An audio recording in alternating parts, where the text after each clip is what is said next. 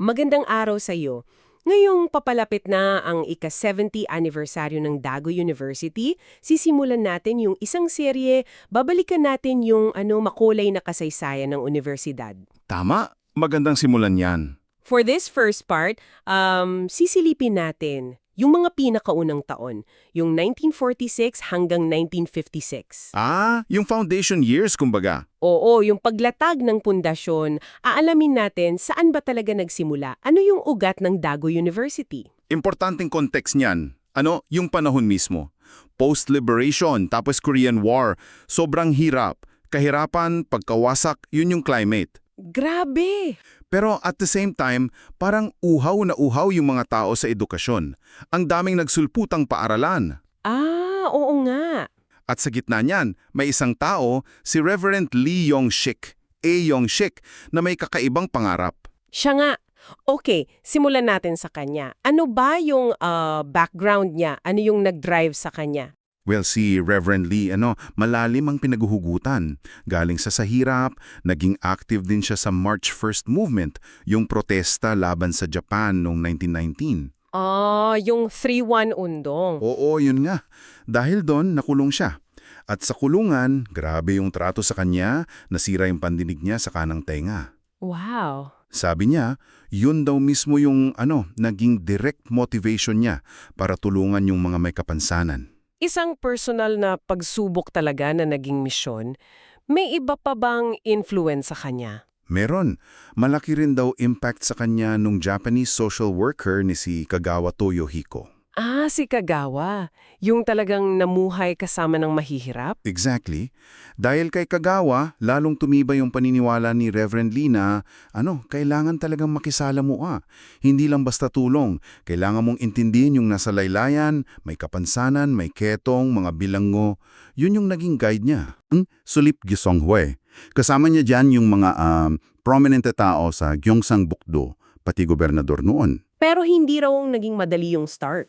Hindi talaga. Nagbukas yung school, Dago School for the Blind and Deaf, Tegumeng Ahagon, April 1947. Pero saan? Sa Central Church lang. Tapos, 12 estudyante lang, 3 bulag, 10 bingi. Ang liit pala. Tapos walang pondo, walang building. Wala pa. Palipat-lipat sila. Simbahan, bahay ni Reverend Lee, tapos umupa sila sa dating bahay ng misyonero. Ang hirap. Tapos sumabay pa yung Korean War. Mas lalong naging mahirap siguro. Sobra. Nagsara muna yung school pansamantala. Nahuli pa nga si Reverend Lee ng North Korean forces. Muntik nga siyang mapagkamalang spiha. Grabe. Paano siya nakalusot? Nalaman nilang teacher siya ng mga bulag at bingi, kaya pinakawalan din. Pero yung building nila ginamit pa ng militar. Pero kahit ganun, hindi sila tumigil? Hindi. Nagpatuloy sila. Nagkaklase sa dormitoryo. Dito mo makikita yung tibay nila, talagang pursigido. Tapos dito na pumasok yung tulong? Oh, finally, dumating yung tulong mula sa local community, tapos mga international orgs. Yung UNKRA, United Nations Korean Reconstruction Agency, malaking ay tulong. Tapos yung galing Amerika. Bumisita si Helen Keller, di ba? 1949? Tama, malaking boost yung moral and financial. Tapos yung American Foundation for Overseas Blind, John Milton Society, World Vision. Pati mga sundalong Amerikano, lalo na yung mga chaplain, tumulong din. May nabasa rin ako tungkol sa pagtatanhal ng mga estudyante sa National Assembly. Oo, mahalaga rin yun. 1949 din ata yun. Dahil dun, napansin sila ng gobyerno, nag-start na rin tumasok yung government support. Okay, so nagkaroon ng support na sila. Pero kailangan pa rin nila ng permanenteng lugar. Yung lupa. Yun nga, naghanap si Reverend Lee. At ang inalok ng Daegu City noong 1952, dating sementeryo sa Damyongdong. Sementeryo. Talaga? Oo. Pero may catch, kailangan niyang paalisin yung mga apat na tao, may kitong, na nakatira doon sa mga tent. Nako, parang ang hirap nun. Paano niya ginawa yun? Dito yung interesting part.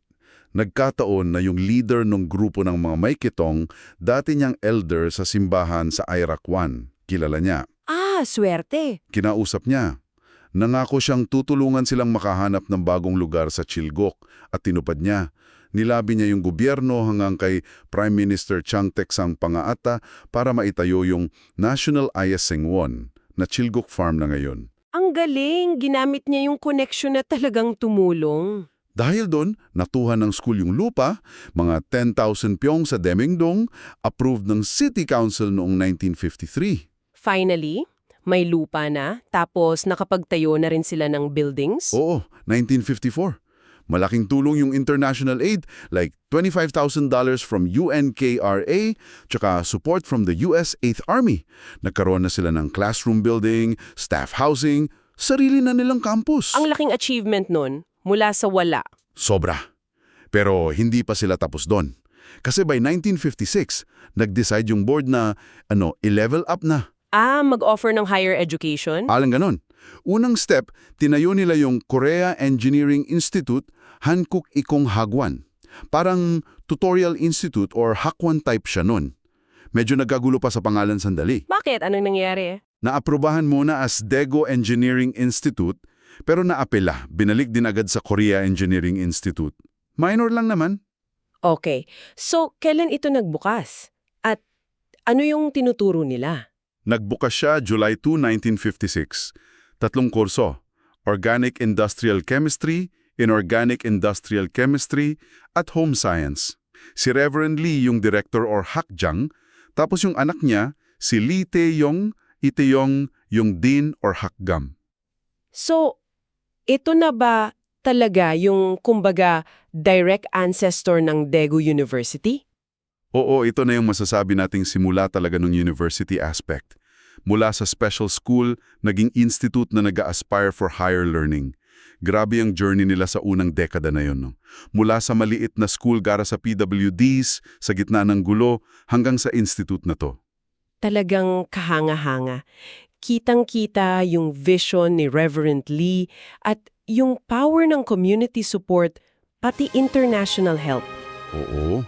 Isang patunay na kahit sa pinakamahirap na panahon, basta may edukasyon at malasakit, may pag-asa, may pagbabago. Marami pa tayong pag-uusapan sa mga susunod na yugto nitong kasaysayan ng Daegu University sa ating serye. Hanggang sa muli, sa susunod nating pag-usap.